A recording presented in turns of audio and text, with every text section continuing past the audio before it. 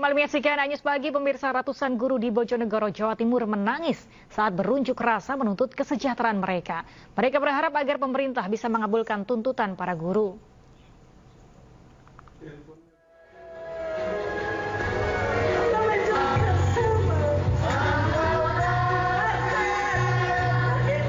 Ratusan guru di Bojonegoro, Jawa Timur menangis saat berunjuk rasa. Momen itu terjadi ketika mereka mendengarkan orasi dan lagu himne guru saat menggelar aksi di depan kantor pemerintah Kabupaten Bojonegoro pada Selasa siang.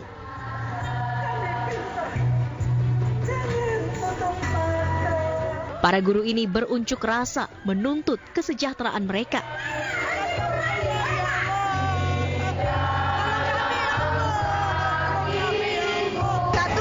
Keputusan pemerintah Kabupaten Bojonegoro dengan memperbolehkan keikutsertaan serta lulusan passing grade tahun 2023 mengikuti seleksi P3K tahun 2024 tanpa tes dan mendapatkan prioritas. Yang kedua, menghapus diskriminasi dan stigma yang tidak sehat membedakan guru swasta dan guru negeri di Pemkab Bojonegoro.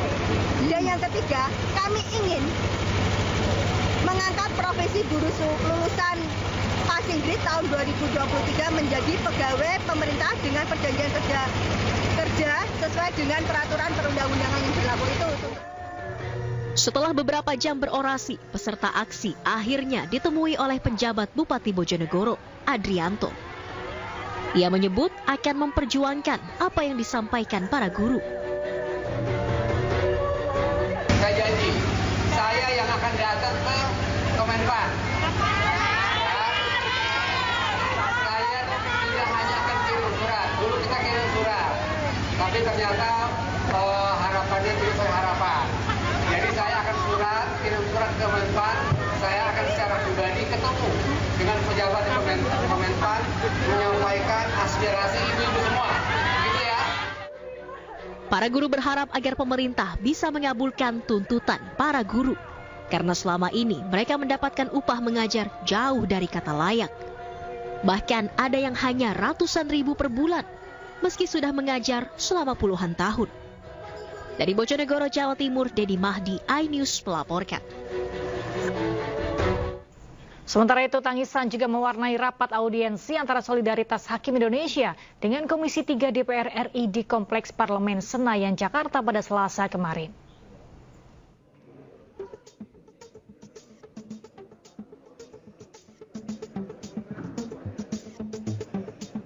Komisi 3 DPR RI menerima audiensi dari Solidaritas Hakim Indonesia di Kompleks Parlemen Senayan, Jakarta, Selasa pagi.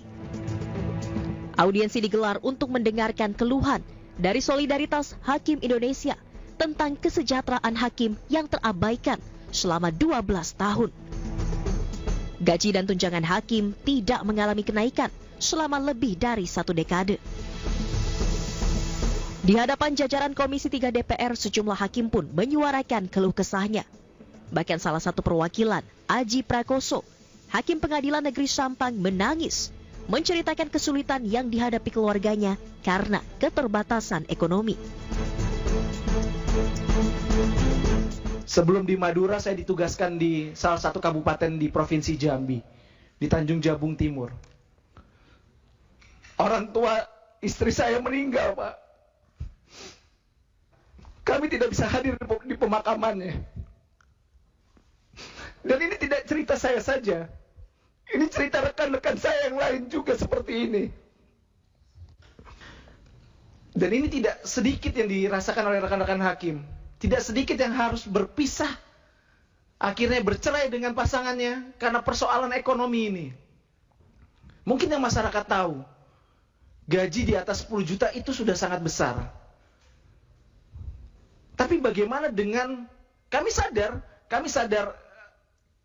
ekonomi masyarakat juga tidak sedang baik-baik. Kami tidak ingin minta menjadi kaya raya, tidak.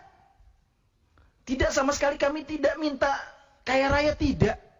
Bahkan dari naskah kebijakan yang kami ajukan, draft perubahan peraturan pemerintah nomor 94 tahun 2012, kami hanya meminta besaran kenaikan 142%. Tidak ada setengahnya dari 300% kenaikan gaji pegawai Kementerian Keuangan. Padahal ancaman terhadap keamanan kami, ancaman terhadap jiwa kami, jiwa keluarga kami itu nyata di depan mata. Saya pernah menangani perkara pembunuhan, bolak-balik rumah diintai, posisi saya harus nginap di kantor karena harus mendraft putusan. Istri dengan 3 orang anak kecil, tidak punya ART karena keterbatasan ekonomi, menyampaikan, ya, rumah bolak-balik didatangi orang malam-malam, pintunya juga digedor. Ini kondisi nyata. Sebanyak 148 perwakilan hakim dari seluruh wilayah di Indonesia hadir dalam audiensi bersama Komisi 3 DPR RI. Kepada pemerintah, hakim menuntut kenaikan gaji sebanyak 142% setelah tidak adanya peningkatan maupun penyesuaian gaji dan tunjangan hakim selama 12 tahun. Dari Jakarta, tim liputan iNews melaporkan.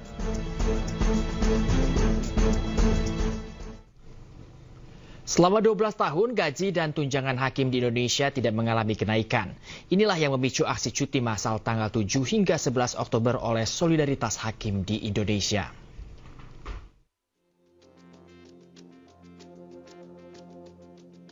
Dan tunjangan hakim 3 dan kisarannya jika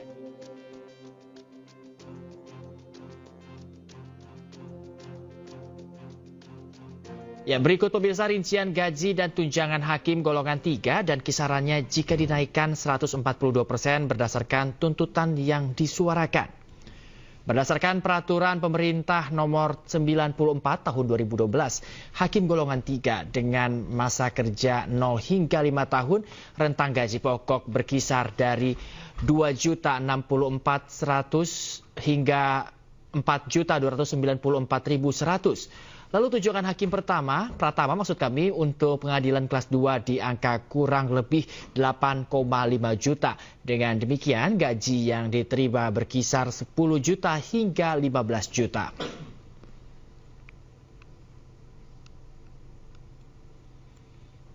Dalam tuntutannya, Solidaritas Hakim Indonesia menyampaikan dengan rata-rata inflasi 4,1% setiap tahun, gaji dan tunjangan hakim yang layak untuk tahun 2024 adalah naik 142% dari yang berlaku saat ini.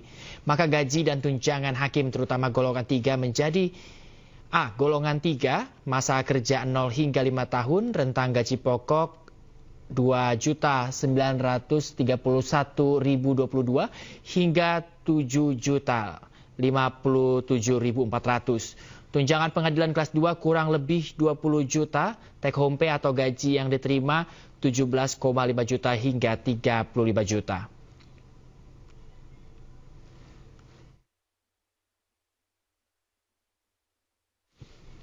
Pemirsa, di tengah rapat audiensi antara Solidaritas Hakim Indonesia dengan Komisi 3 DPR, Wakil Ketua DPR Sufmi Dasko Ahmad menelpon langsung Presiden terpilih Prabowo Subianto.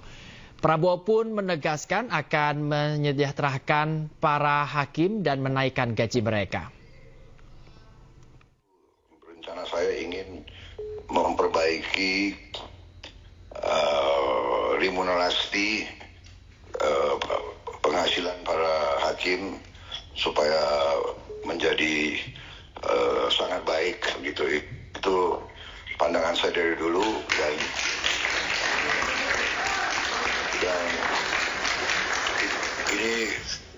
ini bukan janji karena kampanye sudah selesai, jadi saya tidak perlu janji-janji, tapi ini adalah keyakinan saya.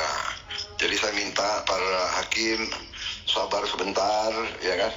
Begitu saya memang menerima estafet, saya menerima mandat, dan saya menjalankan, saya benar-benar akan memperhatikan para hakim, karena supaya negara kita bisa hilangkan korupsi, para hakim yang tidak boleh bisa disogok, para hakim yang tidak bisa dibeli, para hakim harus terhormat, para hakim harus mendapat perhatian dari negara, penghasilan yang memadai sehingga dia punya harga diri yang sangat tinggi dan dia tidak perlu untuk cari tambahan. Itulah tekad saya Itu keyakinan saya. Untuk itu saya mohon bantuan saudara-saudara. Marilah kita bersatu, kita benahi negara kita. Kita yakinkan semua orang, semua pihak, apalagi mereka yang menerima fasilitas dari negara, para pengusaha-pengusaha besar itu bisa bayar pajak pada kewajiban mereka dengan sebaik-baiknya. Kita semua harus bahu-membahu. Yang kuat bantu yang lemah, kita harus bersatu. Jadi negara kita sama-sama akan bangkit, sama-sama akan makmur. Rencana Prabowo menaikkan kesejahteraan para hakim setelah dilantik jadi presiden disambut gembira oleh para hakim yang mengikuti audiensi di DPR. Seorang hakim perempuan mengumandangkan takbir dan hakim yang lain tampak menangis dan dipeluk oleh rekannya. Sementara hakim lain yang juga mengikuti audiensi merasa lega usai mendengarkan janji Prabowo tersebut.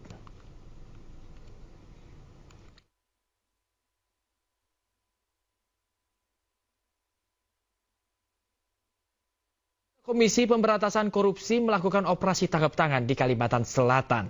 KPK tetapkan Gubernur Kalimantan Selatan sebagai tersangka dan telah menahan 6 orang tersangka. KPK mengamankan uang tunai sebesar 10 miliar rupiah berkaitan dengan pengadaan barang dan jasa di Pemprov Kalimantan Selatan. Komisi Pemberantasan Korupsi menetapkan Gubernur Kalimantan Selatan Sahbirin Nur sebagai tersangka kasus dugaan suap dan gratifikasi berkaitan dengan pengadaan barang dan jasa. Namun Sahbirin belum berhasil ditangkap dan KPK masih melakukan pengejaran. KPK telah menahan 6 orang tersangka termasuk pihak swasta karena terbukti melakukan dan menerima suap. Mereka ditahan selama 20 hari ke depan. Kemudian disepakati atas peristiwa tersebut telah ditemukan bukti permulaan yang cukup terkait dugaan tindak pidana korupsi berupa penerimaan hadiah atau janji oleh penyelenggara negara atau yang mewakilinya di Provinsi Kalimantan Selatan tahun 2024-2025 dan sepakat bahwa perkara ini untuk dinaikkan ke tahap penyidikan terhadap pertama saudara SHB, 2 saudara SOL, 3 saudara YUL, 4 saudara AMD, 5 saudara FEB. Presiden Joko Widodo mengaku senang karena proses transisi ke pemerintahan selanjutnya yang akan dipimpin oleh Prabowo Subianto berjalan dengan mulus. Jokowi menceritakan Prabowo kerap aktif mengikuti sejumlah rapat, baik itu rapat terbatas hingga rapat paripurna semenjak ditetapkan KPU sebagai presiden terpilih. 12 hari lagi transisi kepemimpinan nasional akan terjadi. Tanggal 20 Oktober yang akan datang, Bapak Jenderal TNI Purnawirawan Prabowo Subianto akan dilantik sebagai Presiden Republik Indonesia.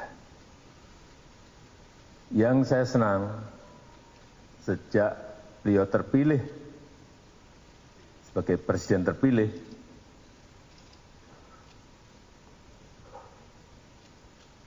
persiapan menuju ke pelantikan itu betul-betul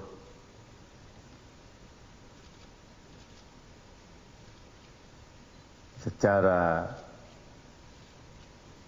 rencana kerja, program, dan lain-lain, transisinya berjalan dengan baik. Hampir di setiap rapat paripurna, rapat terbatas apapun topiknya, Pak Prabowo selalu hadir. Kalau sebelumnya hanya untuk urusan pertahanan, tapi setelah menjadi presiden terpilih, di semua rapat terbatas, rapat paripurna selalu hadir sehingga rencana-rencana untuk program unggulan yang akan dilaksanakan oleh Presiden Prabowo itu betul-betul disiapkan dengan baik, dengan menteri-menteri yang sekarang.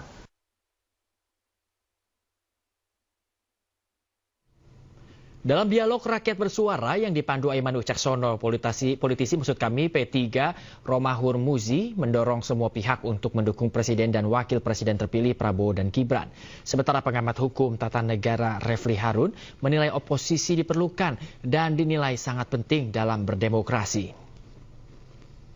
Kita harus menghormati presiden kenegaraan kita yang sudah berlangsung beberapa saat setelah reformasi ini, bahwa beberapa periode transisi ke arah presiden baru selalu berjalan mulus, setidaknya secara konstitusional.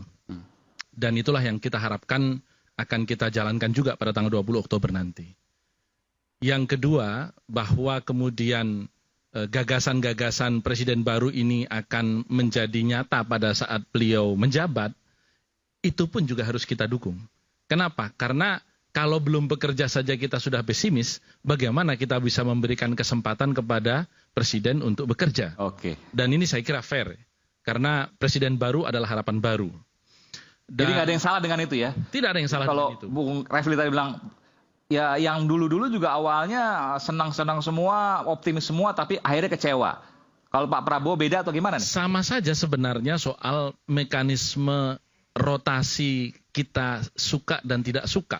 Karena itu selera. Dan selera itu kan betul-betul tidak abadi. Dia kan akan berkembang dengan berkembangnya waktu.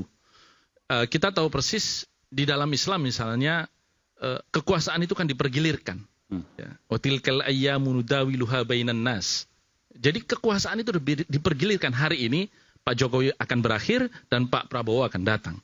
Mari kita sambut ini dengan optimisme. Kenapa? Karena pekerjaan rumah kita untuk ke depan membuat bangsa ini naik di antara bangsa-bangsa dengan segudang persoalan yang tadi sudah disampaikan berkali-kali oleh Pak Said Didu, itu begitu besar. Jadi kalau energi kita 10 tahun kemarin itu habis dengan konflik horizontal antara buzzer dengan para influencer, dengan antara buzzer dengan para public figure begitu ya. Mari itu kita sudahi dan kita sampaikan itu kepada Pak Prabowo. Sepemahaman saya, karena 2014 lalu saya juga menjadi salah satu wakil ketua tim kampanye nasional Prabowo. Pak Prabowo itu orang yang apa adanya, bukan orang yang suka dengan aneka citra. Jadi kalau suka dengan saya, pilihlah. Kalau tidak suka, ya sudah. Secara batin tentu berbeda ketika kita bicara soal individu. Silakan. Pak Prabowo itu kalau kita lihat, memaafkan Pak Jokowi saja bisa, bahkan bergabung. Ya setelah betapa serangan pada tahun 2019, karena saya juga berada di tim inti Pak Jokowi pada waktu itu, luar biasa kepada Pak Prabowo. Kita ingat pada waktu debat. Sorry Bung Romi, ya. Pak Prabowo memaafkan Jokowi atau Jokowi yang memaafkan Pak Prabowo? Mana sebetulnya yang terjadi? Saya kira yang ada saling memaafkan. Karena kalau Pak Jokowi tidak memaafkan, dia tidak akan menggandeng Pak Prabowo. Sebaliknya kalau Pak Prabowo tidak memaafkan, dia tidak akan mau bergabung. Dan apa yang ini saya nyentil sedikit. Apa hebatnya orang yang bergabung dengan pemerintahan? Itu kan sama-sama mendapatkan kenikmatan. Yang hebat itu kalau tetap stay di oposisi. Jadi kalau misalnya Anda nih ya, mau stay di oposisi, itu baru saya hargai. Kalau cuma melipir pemerintahan tuh semua orang mau suka. Ya kan? Nggak ada orang yang tidak suka dengan kekuasaan. Tetapi masalahnya adalah kita secara sadar harus ada yang mampu dan mau berani berada di luar kekuasaan. Presiden Joko Widodo mengungkap setelah pelantikan Presiden terpilih Prabowo Subianto, dirinya langsung pulang ke kediaman pribadinya di Solo pada sore harinya. Terkait kemungkinan mendampingi Prabowo saat pelantikan di DPR, Jokowi membuka peluang tersebut. 20 Oktober Presiden terpilih Prabowo Subianto akan dilantik sebagai Presiden Republik Indonesia dan akan memimpin dalam 5 tahun ke depan. Presiden Joko Widodo mengungkap setelah pelantikan Prabowo, dirinya akan pulang ke kediaman pribadinya di Solo pada sore harinya. Dirinya juga mengatakan keinginan sederhananya untuk beristirahat setelah tidak lagi menjabat sebagai Presiden. Mengenai kemungkinan dirinya mendampingi Prabowo saat pelantikan di DPR, Jokowi membuka peluang tersebut. Setelah tanggal 20 Oktober, Pak, 20 Oktober Bapak akan pulang ke Solo atau bagaimana, Pak? Tanggal 20 Oktober sore saya pulang ke Solo. Bapak akan ngapain Pak setelah pelantikan Pak, setelah pensiun, setelah lagi menjabat, Bapak akan aktivitasnya ngapain Pak? Ada kegiatan khusus yang akan pulang ke Solo dulu.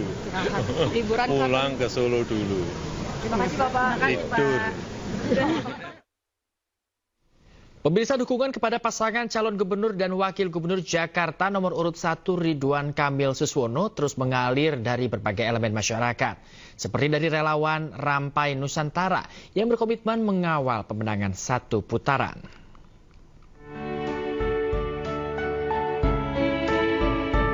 Kesenian khas Betawi Palang Pintu menyambut dengan meriah kedatangan calon gubernur Jakarta nomor urut 1 Ridwan Kamil di posko relawan Rampai Nusantara Cipinang, Jakarta Timur. Kedatangan mantan gubernur Jawa Barat ini untuk meninjau secara langsung kegiatan pengecekan kesehatan gratis yang digelar relawan Rampai Nusantara. Dalam kegiatan ini, Kang Emil juga menerima dukungan dari relawan Rampai Nusantara yang siap memenangkan pasangan Ridho di Pilgub Jakarta. Salah satunya adalah organisasi Rampai Nusantara yang secara nasional sudah besar untuk wilayah Jakarta memberikan dukungan. Bahkan Pak Mardiansyah menyampaikan pernah mendeklarasikan jauh-jauh sebelum saya berjodoh di Jakarta. Saya haturkan terima kasih, salah satu program sosialisasinya sambil menolong masyarakat ya dalam bentuk yang namanya pengobatan gratis. Yang insya Allah nanti ke depannya Rampai Nusantara akan terus memberikan layanan masyarakat terutama di kesehatan ya, tentang pengobatan gratis. Karena menurut kami kalau Bang Ridwan Kamil jadi gubernur Jakarta nanti sudah membangun kotanya maju pesat, warganya juga harus sehat. Pada kesempatan lain, Ridwan Kamil juga mengisi kampanyenya dengan berziarah ke makam pahlawan Pangeran Jayakarta di Jatinegara Kaum, Pulau Gadung, Jakarta Timur.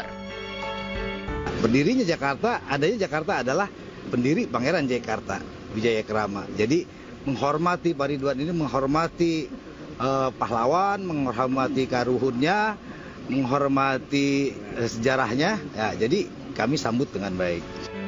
Selain napaktilas terhadap sosok pendiri Jakarta, pasangan Ridho juga diminta pengurus untuk melanjutkan proyek perluasan lahan makam Pangeran Jayakarta yang selama ini prosesnya sempat tertunda. Dari Jakarta, Rian Rahman, Ilham Zakasi, iNews melaporkan.